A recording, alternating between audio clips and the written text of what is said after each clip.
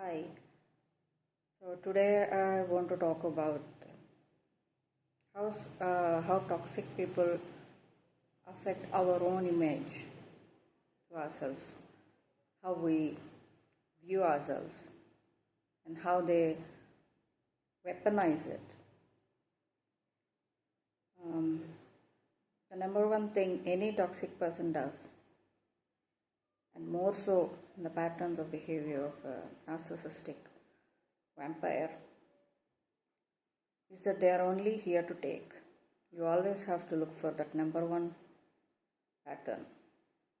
Is there a balance, or there is more taking rather than an equal, respectful giving and taking?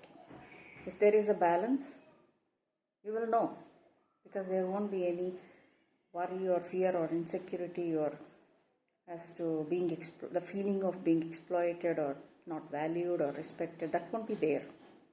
That won't be there. That will never be there. If it's there, one should not brush it under the rug. You have to face it. You have to look what is causing that.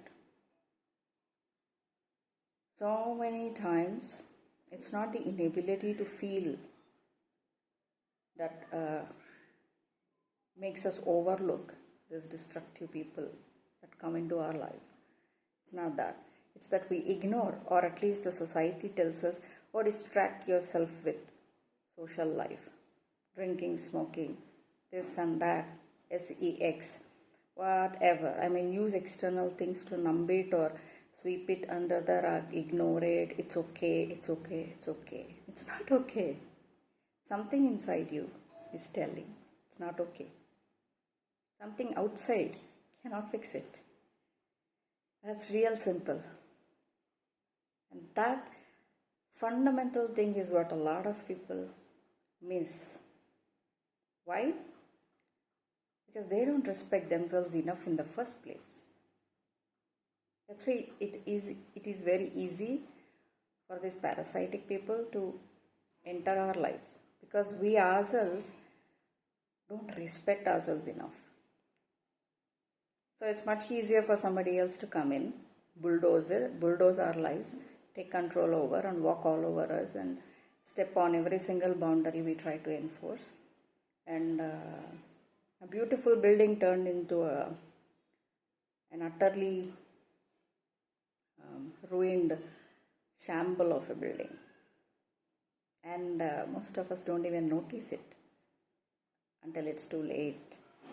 And then when it is too late, another personal weakness is, at least when you see it's ruined, you don't have enough strength or willingness, or willingness more so, respect against. You have to respect yourself enough to say, okay, fine, this time I'll do better. This time I will do better is a choice billions of people don't even make. How sad is that? They don't. Instead, they would rather sit in self-pity. Sit there, look at the shamble, keep on the shamble, keep on the shamble, keep on looking at the shamble and look at the shambles. Keep looking back to whatever caused that shamble and be sitting in there. The past is over. The shambles are here. What will you do? What will you do? Who caused it? Nobody wants to look at it. How weird is that? You are here for a reason and you don't even want to look at yourself for 1 second, 1 minute, 1 hour in a day. Like, what's happening within you, outside of you, you with others. You don't even want to look at it. Like, what's happening? And is it even good? Or if not so, why? And what can I do about it? Like, why is nobody thinking of what do I do about it? And that's not about others. That's about you. Why? You have to ask yourself that question. Why? Because you don't like yourself. You don't respect yourself. You don't even see yourself properly. And that's why everybody around you They'll keep coming on, walking all over you, and then do whatever they want, and then go, and then come back again and do it all over again. And you won't do anything about it. Why not? And in order to avoid all this, you have to look at yourself first. Because everything that happens to you has something to do with you. It has something to do with you. Everybody is so busy blaming, wallowing in self-pity, feeling sorry for oneself, busy giving fake charities to others, busy sacrificing ourselves for others. Like, who's going to take care of you first? You expect others to take care of you. And who the hell taught you that? The F in society, right? Nobody. If you don't take care of yourself first, and then someone teaches you some magical savior is going to come and save you, and you want to believe in that because you want to escape the personal responsibility and the dirty work that takes to work on yourself, the personal work that inherently built, you suppress it. You are built to grow, but you suppress it. You numb it, you escape it, you hide it, you do whatever it takes to avoid it. What a shameful way to live a life. But you want somebody random, out of nowhere, to come and save you. And that's another reason why toxic people very conveniently enter your life and go back, enter, exit. Like you're nothing, and nobody. You have to take care of yourself. Nobody saves you. There is no external savior. There is nobody coming to save everybody. It's nobody else's job. Your own job.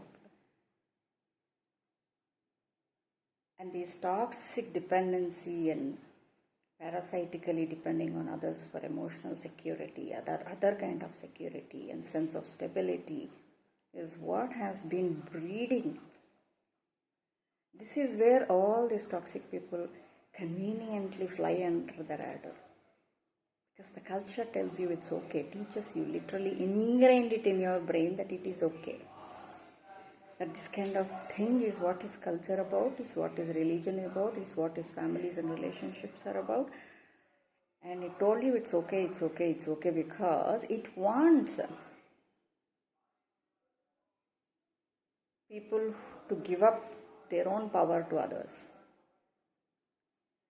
Why? Because the society is encouraging this culture. The toxic people to come and ruin you is what it's gaining from it. But it cannot do it so in your face, obviously, in your face. It has to do under the radar. So the cover is, this is the culture, this is how it is, this is okay, this is how it has always been, and the brainwashing and saying, everybody does it, so it must be right. That kind of BS. Because it likes it. It gains from it on a larger scale. But you as an individual, my dear, you are the one who will be losing. If you don't take heed of your own life, you are the one who will be losing. And somebody conveniently, happily takes the gain out of your loss, goes out there and enjoys it and keeps doing the same to other people, if not you again. Because there is this pattern with toxic people of entering and exiting. In and out. Because you build something, they come and destroy. You build something, they come and destroy and take. You build something, it's a pattern. And nobody does anything about it. And the minute you try to put up your boundaries, people want to call you selfish. Who is the real selfish one here? They don't want to talk about you. You think the culture is here to save you. It's doing something toxic and it says it is okay and you think it is okay. You think it is okay?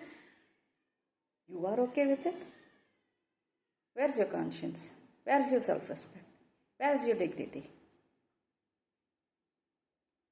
Where's your general defense mechanism? Everybody is born with a certain sense of, hey, I have to defend myself against some kind of a danger or a prey or some kind of a disrespectful or bulldozing power around me.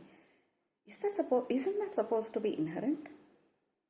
Then why is it that so many people give their power away and let everybody come and bulldoze all over you like that?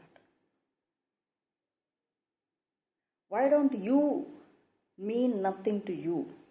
You mean nothing to the one who is coming to exploit you, that's for sure. But why don't you mean something to you? Since when did taking care of yourself and putting yourself first became such a bad thing? You're so busy taking care of others and expecting others to take care of you. How toxic itself is that in itself? Isn't that wrong on some level? Don't you see it? If not, how can you not see it? Why are you so blinded? Ask yourself. How is being walked all over and bulldozed by some toxic, violent person is okay, but not standing up to yourself, protecting, defending, and keeping yourself safe, and liking yourself, loving yourself, respecting yourself, and doing right by yourself is wrong. If you don't see that is effed up, then you are part of the same effed up system. That's the only reason you don't see it. Some see it, very few see it. Again, for some reason they keep brushing it under the rug because they don't want to do the dirty, hard work of personal work that requires internally. That sense of taking personal responsibility. They are also okay with not taking personal responsibility, but rather happy with being in self-pity, victimhood, oh, I'm so powerless, They have some kind of a psychological gain out of that kind of mentality of self-pity and victimhood. Because they want somebody to come and save them. And they're okay with it. That's why I said they're part of the system too. Any self-respecting, dignified person would not want to be a part of that kind of toxic system, no matter how prevalent it is, no matter how much culture says it's okay, or culture turns a blind eye to it by passively saying it is okay if it is not actively saying okay.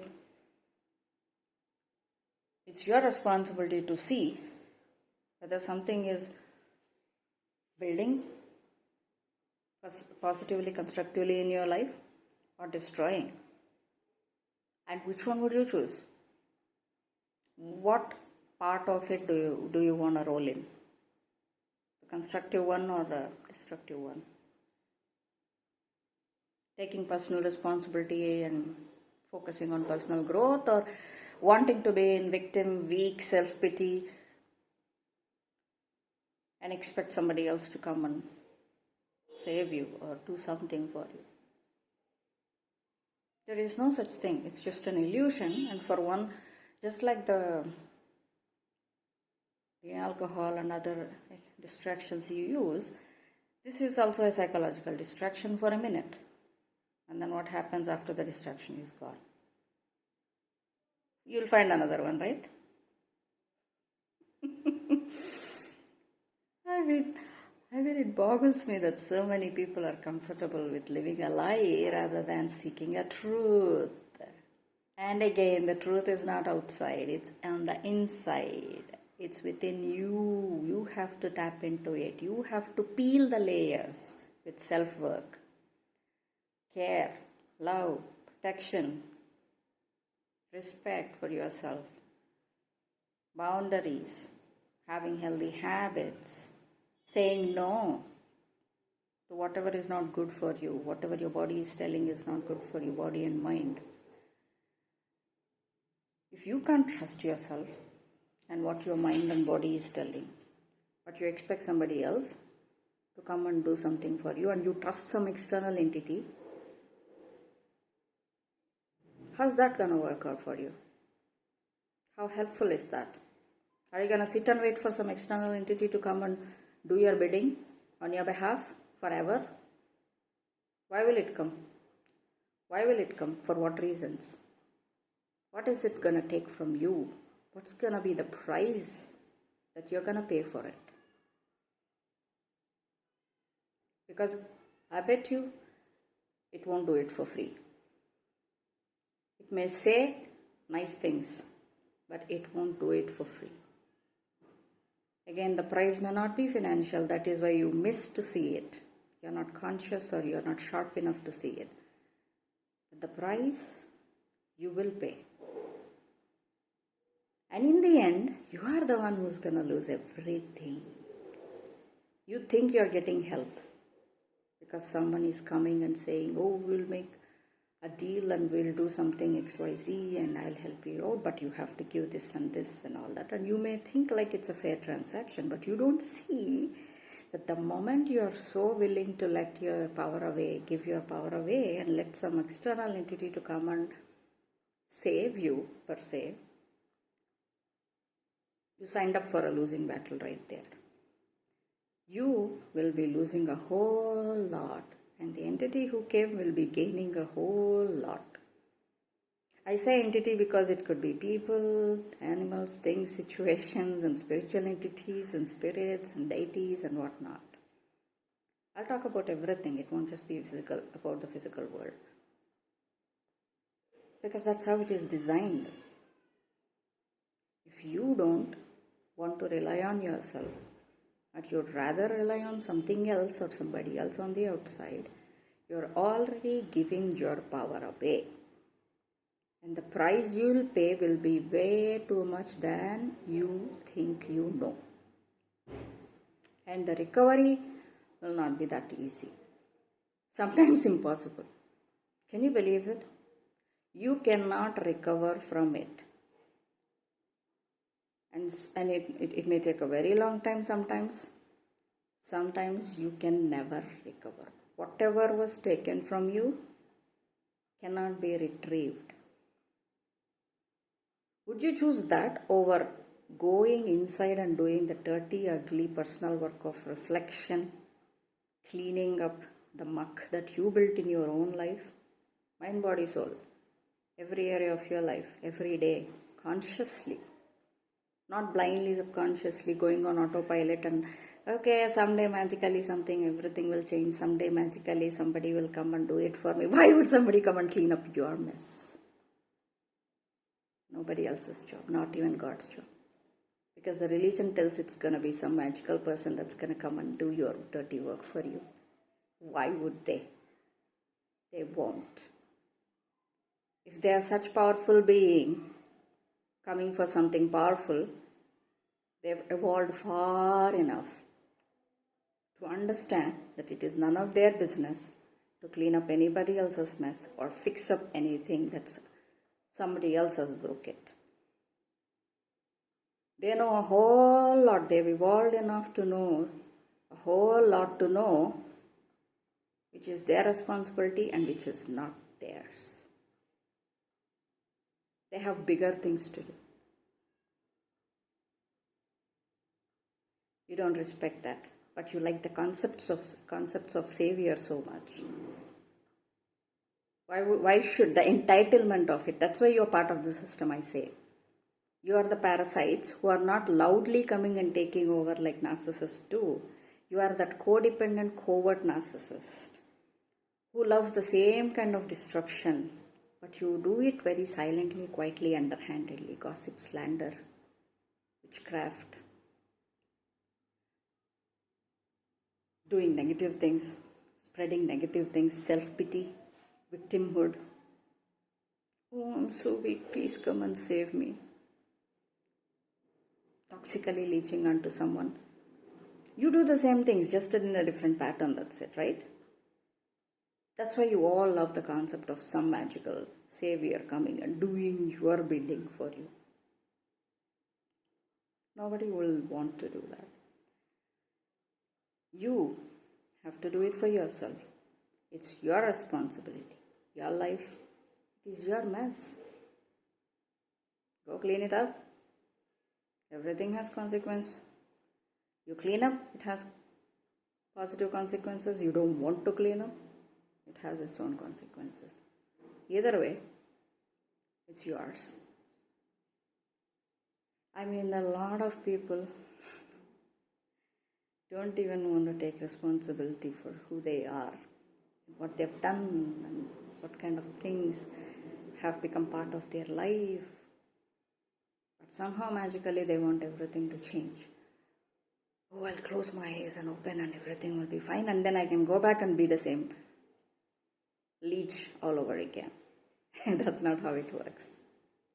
Because leeches and parasites exist on such a lower level that if they don't do the work, they will only exist there. There is no other way to put it. There are levels, there are many levels to who you are and how you do personal work and how you live yourself in this world, in this realm. And it's gonna be, the outside world of you will be a perfect reflection of who you are on the inside every single time. People, places, situations, things, everything. You want to change it, do the personal work, do the ugly, dirty work of self-reflection. Look at yourself and understand what needs to be let go and what needs to be worked on and what needs to be kept, what needs to be protected. All the work needs to be protected also. That's why boundaries are such an important thing. You do all the work and then you don't really seriously take that much of consideration on boundaries. What is going to happen? Like you build a beautiful castle. You're busy building it, you forgot to build a protection wall around.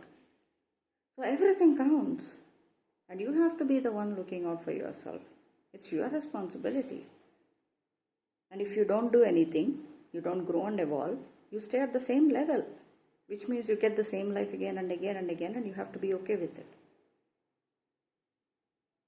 If you're not okay, do something about it, but not doing something outside. Like attacking somebody and stealing from somebody and being jealous and envious of somebody. Do it for yourself. That person who you're attacking has done it on herself. She did it for herself. He or she has done it on their own.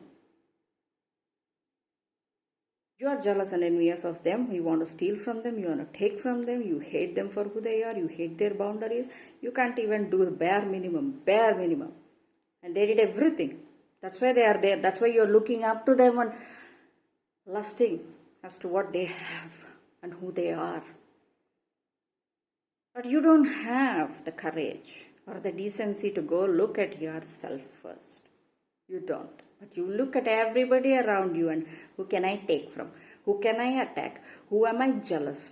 Who am I envious of? Whose today I want to take or whose today I want to destroy because I'm so envious because they have it. What they have is theirs and theirs only. Which means they've done something with their life. And if you're seeking to take from somebody, you're coveting something that's not yours, and you're so busy looking on the outside, being jealous and greedy and envious of others, it means you have not done anything with yourself. So you will remain exactly where you deserve.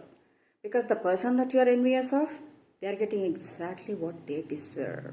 They earned it. And what you earned, look at yourself. You will see very clearly what you have earned. And that's yours and yours only. You don't like it? Do something about it from the inside out, not from outside. You can't do it? Then expect the same life again and again and again until you perish. It won't get any better, it will only get worse. Because you refuse to grow. You refuse to grow. You choose not to grow. And that's your problem. You deserve everything that you got. And what you get is what you deserve. Coveting others, it's pure reflection of who you are. And what level you are at. And what level of growth you have ever put in or not put in. If you really have the ambition to be something, instead of being jealous of somebody who earned it, why don't you do something with your own self first? Because that's the only way you start getting anywhere at all. But being where you are at right now, you won't get anywhere with that kind of mindset. Anywhere with that kind of spiritual muck and mud and filth, you don't get anywhere. You will only end up being a parasite, and you know where parasites live? Somewhere on the down. Down, down, down, down, down. That's where you will be. And that will be your fate forever. And that's your choice.